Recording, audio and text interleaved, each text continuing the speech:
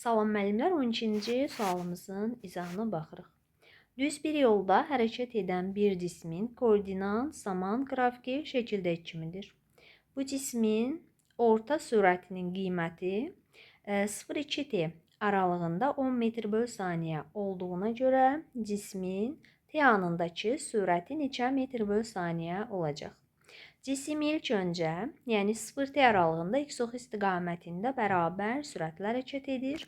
T2t aralığında x-ox istiqamətində bərabər yavaşan hərəkət edir. Yəni burada məsələ nədən ibarətdir? Cisim hərəkət müddəti boyunca istiqamətini dəyişmir. Bunun üçün də cismin yolu yer dəyişməsi qədər olacaq. Bunu yaza bilərik.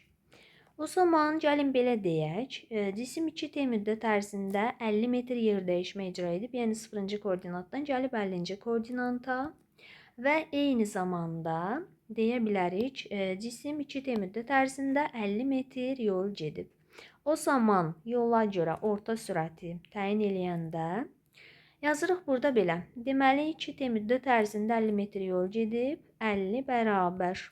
Orta sürətin qiyməti qeyd olunmuşdu. 2t müddət üçün 10 bölünmüş 2t'yə. Buradan t'nin qiyməti olacaq. Deməli 2,5 saniyə. Sonra biz t anında sürətin qiymətini tapmalıyıq. Məsələ budur.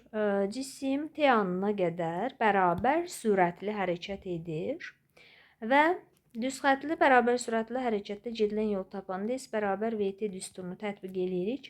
Cisim 30 metr yol gedib, sürətin qiymətini bilmirik. Müddət 2,5 saniyə.